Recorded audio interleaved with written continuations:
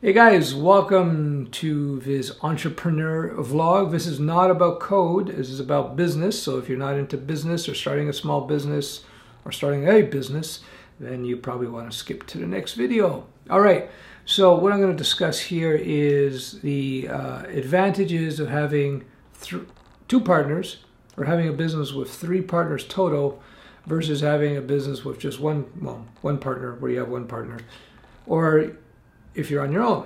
There are pros and cons to everything, but I think if you're going to have partners, your optimum partner count in a business is 3. Why is the optimum 3?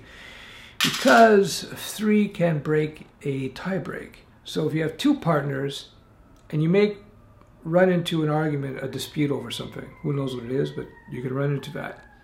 So if you have two partners, you can run into this dispute and you can basically hit a brick wall because you each have 50-50 typically, and so nothing gets done.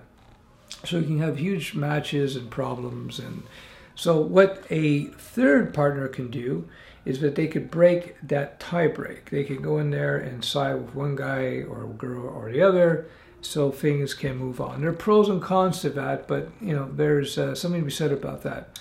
Another aspect about the third partner is that if you have a third silent partner who is there to oversee operations of things, and maybe somebody who can make sure that one of the partners doesn't get a little too,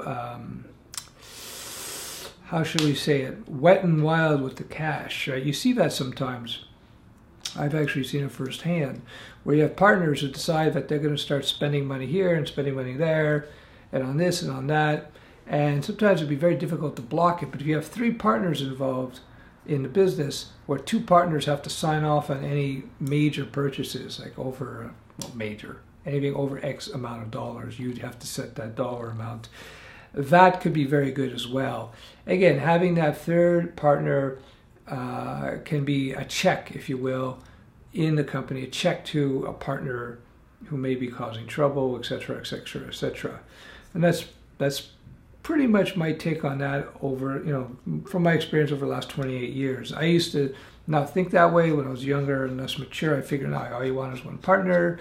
You don't want to make sure, you want to make sure that, people can't do anything unless you agree to it. And, meaning if you own 50%, then, whoever owns the other 50%, they can't do anything unless you agree. And it could be good in certain circumstances, I suppose. But at the end of the day, from my experience, in all practicality, you have two partners, three partners in a company. You're in a good position. Another good thing about that is that you can spread out the work and the costs across three people.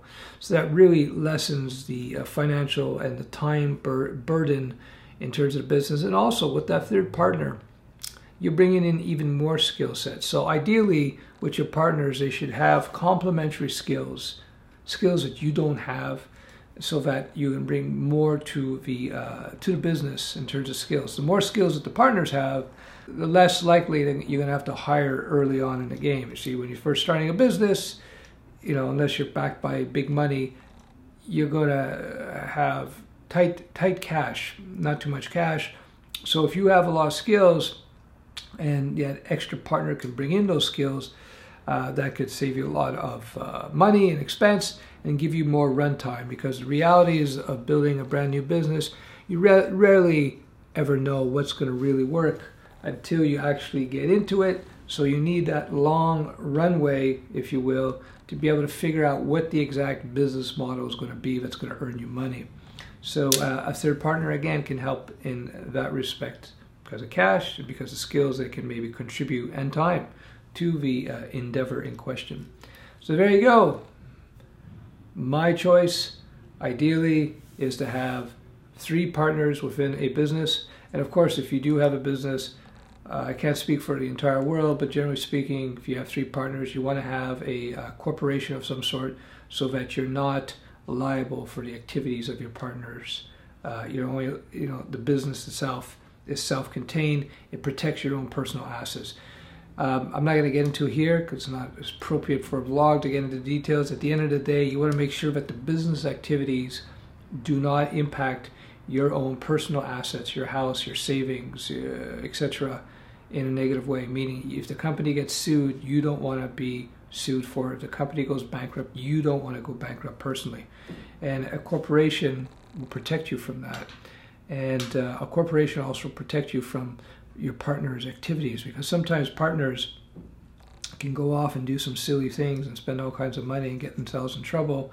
And if you're in a partnership, a legal partnership, at least in Canada, I imagine many other parts of the world, when you're in a partnership as opposed to a corporation, you are fully liable for the activities of your partner. So if they go out and run up a huge debt on the company's name and you're a partner with them, and the company has to come up with a huge amount of money, even though he ran up the bill, it doesn't matter, because you're partners, you're fully liable for whatever he owes. And I've experienced that firsthand. So partnerships are evil in the legal terms, but having 3 partners in a business is the ideal partner mix, in my opinion. You have more than 3, you got too many chefs in the kitchen, nothing gets done. 3 will do it though.